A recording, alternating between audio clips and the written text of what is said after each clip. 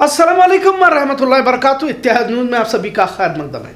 कल की ही बात को आगे बढ़ाते हुए आज का मौजू, लिहाजा आज बेलगाम शहर के साथ भारत के मुख्तलिफ शहरों में अमित शाह के खिलाफ जमकर एहतजाज किया गया और मनुवादी विचारधारा को कैसे गृह मंत्री अमित शाह ने चाहकर या ना चाहकर अपनी जुबान से बोली उठे।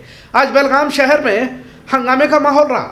भाजपा की जानिब से एहतजाज करते हुए रियासती कांग्रेस पार्टी पर इल्जाम लगाया गया कि वजीर रियासत लक्ष्मी हेब्बारकर पर तौहीन आमोज टिप्पणी करने वाले भाजपा के एमएलसी सीटी रवि को कल शाम 6:30 बजे हिरासत में लिया गया और इनके साथ इंतजामिया की जानिब से अच्छा बर्ताव नहीं किया गया, इस तरह बात कही गई। पूरी रात पुलिस गाड़ी में बिठाकर अलग अलग शहरों को ले जाया गया और खाना भी नहीं दिया गया, मेडिसिन भी नहीं दी, रात भर इन्हें घुमाया गया वगैरह।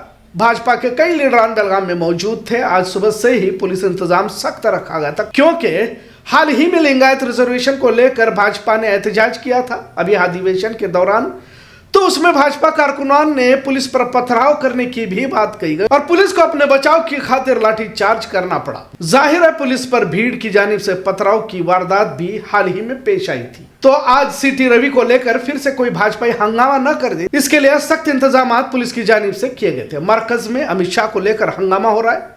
डॉक्टर बाबा साहब अम्बेडकर पर जिस तरह के अल्फाज इस्तेमाल किए गए उसे लेकर दलित ओबीसी अकलियतों में गम गुस्से का मुजाहरा करते हुए देखा गया। दलित विरोधी मानसिकता का मुजाहरा कहते हुए अब भाजपा विरोधी माहौल देश भर में देखने को मिल रहा है। बेलगाम में एसडीपीआई और दलित तंजीमों की जानिब से अमित शाह के खिलाफ एहतजाज करते हुए अमित शाह को इस्तीफा देने की मांग की। सीटी रवि ने रियासती वजीर लक्ष्मी हेब्बारकर के खिलाफ बोलने पर गिरफ्तार किया गया था और अभी शाम को, आज ही की बात, शाम को बेंगलोर ले जाने की बात कही जा रही। खैर बात अमित शाह पर करते हैं क्योंकि मामला भी उतना बड़ा है। अमित शाह के खिलाफ देश भर में विरोध हो रहा है और शायद अब ऐसा लग रहा है कि अम्बेडकर मुखालिफ बयानबाजी कहीं हुकूमत गिराने की वजह न बन जाए, इस तरह का डर भाजपाइयों के चेहरे पर नजर भी आ रहा है। अमित शाह के खिलाफ जो माहौल बन रहा है उसे एक तरह से बैलेंस करने के लिए सीटी रवि की गिरफ्तारी को लेकर कांग्रेस के खिलाफ कर्नाटक में भाजपा की जानिब से माहौल बनाकर तवाजन रखने की कोशिश की जा रही है। क्या ऐसा सवाल भी पूछा जा रहा है। इन तमाम मामला के लिए अब बेलगाम, अगर रियासती मामले को देखा जाए तो कांग्रेस भाजपा जंग का मैदान बनते जा रहा है। वैसे भी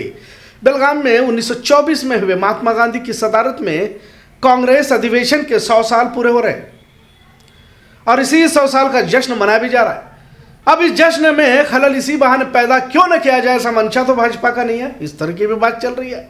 लेकिन शाम को भाजपा के सीटी रवि को बेंगलोर ले जाकर बेलगाम में हो रहे 100 साल जश्न के लिए रास्ते हमवार किए जा चुके हैं। खैर आज भारत के पंजाब, पुडुचेरी, बिहार, मणिपुर, त्रिपुरा और दीगर शहरों में भी बड़े पैमाने पर एहतजाज कर अमित शाह को गृह मंत्री के ओहदे से हटाने की मांग की जा रही, जिसे चाणक्य समझा जा रहा था। चाणक्य नीति ही नाकाम हो गई है, बल्कि मोदी खुद अमित शाह के इन जुमलों से परेशान होकर सफाई देने की नौबत आन पड़ी है। हमने कल भी कहा था कि कुदरत अब क्या खेल खेलती है कह नहीं सकते, क्योंकि अपने आप को बड़ा होशियार और सियासी माहिर समझने वाले अमित शाह, जिसे ट्रबल शूटर भी कहा जाता था, संकट मोचन समझने वाले ने ही संकट खड़ा कर दिया है कि अब पिछले 15 साल से जिस कुर्सी पर ये लोग चिपक कर बैठे थे और किसी तरक्की को न करते हुए महज हिंदू मुस्लिम का खेल खेलकर सत्ता का मजा लूट रहे थे, अब इनका मजा लूटने का दौर खत्म हो गया क्या, ऐसा सवाल भी है।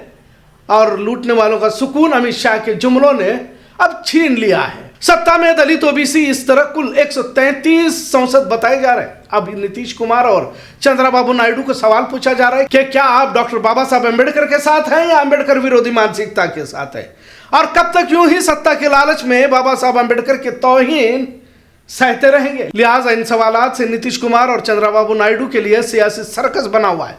केजरीवाल ने भी खत के जरिए चंद्रबाबू नायडू और नीतीश कुमार को तौहीन अम्बेडकर पर सवाल किए हैं। खैर अब माहौल तो बन चुका है और अब धीरे धीरे माहौल में शिद्दत भी देखी जाने लगी है। अब इन तमाम मामलात के दरमियान अगर देखा जाए तो ज्यादा निशाने पर तो मुसलमान ही है और मुसलमानों को अपना किरदार निभाने का एक मौका जरूर मिला है। आपको ये भी बात बड़े अफसोस के साथ बताना जरूरी समझूंगा कि मुसलमान किसी भी दिगर समाज के मुश्किल वक्त में कहीं जाकर खड़े नजर नहीं आए। इसकी एक अहम वजह यह है कि न तो इल्मी सियासी माहिरीन खुद मुसलमानों के ही मसलों पर खड़े नजर नहीं आते, अब दलित हो या सिख या किसानों के लिए क्या खड़े नजर आएंगे, और क्या इनके एहतजाज के वक्त, इनके मुश्किल वक्त में कहां मुसलमान नजर आए। लिहाजा पिछली गलतियों से कुछ मुस्लिम समाज और मुस्लिम समाज के लीडरान, जिम्मेदारान, उलमा कम से कम इस आने वाली नस्ल की खातिर मुनज्जम मंसूबे के साथ दलितों के साथ खड़े हो जाए।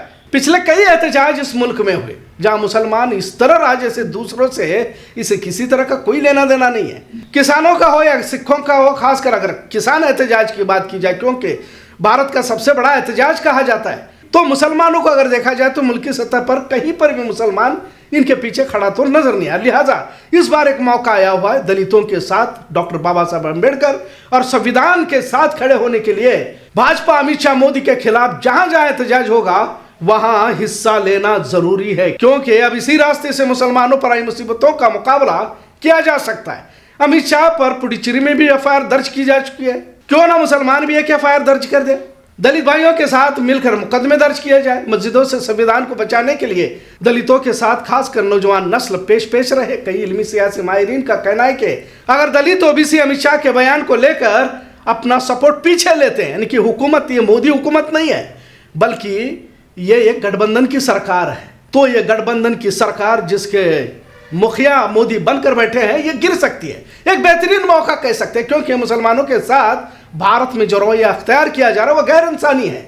पर न तो इन फिरका परस्तों पर कोई कार्रवाई हो रही है इसे लेकर, न किसी तरह इनके खिलाफ मुल्क में माहौल भी देखने जा रहा है। गोदी मीडिया तो बहरहाल मोदी के हक में कसीदे पढ़ने में ही मसरूफ रहती है। खुद मुसलमान भी इतना सब कुछ होने के बाद खामोश इख्तियार किए हुए। यकीनन मनुवादी विचारधारा दलितों पिछड़ों के खिलाफ है ये, लेकिन शायद मनुवादियों की साजिशों को समझ कर भी कुछ लोग अगर दलितों की बात किया जाए तो खामोश थे। लेकिन अब डॉक्टर बाबा साहब अम्बेडकर के खिलाफ इस तरह तंज़िया अल्फाज इस्तेमाल करना और कहना कि अम्बेडकर कहना एक तरह का फैशन हुआ है, और अम्बेडकर कहने से किसी भगवान का नाम लेते तो 7 जन्मों तक स्वर्ग मिल जाता। अब 7 जन्मों का तस्वुर मनुवाद में ही दर्ज है ऐसा कहा जा रहा है। जो भी हो, पर भारत एक और बदलाव की तरफ बढ़ चुका है। जितना मुमकिन हो सके मुसलमान सत्ता परिवर्तन का हिस्सा बने, क्योंकि मुसलमानों पर रकम की जा रही जुल्म ज्यादती की दास्तान भी सत्ता परिवर्तन से ही बंद हो सकती है, क्योंकि दलित मुस्लिम इत्तेहाद ही मुल्क को बचा सकता है। यह हकीकत तो है ही, पर मुसलमानों को इक़दाम करने की जरूरत है, ये भी उतना ही अहम है, इतना सच। आज का मौजू कैसा लगा इस पर जरूर कमेंट करें। इत्तेहाद न्यूज़ देखने के लिए शुक्रिया। अल्लाह हाफिज।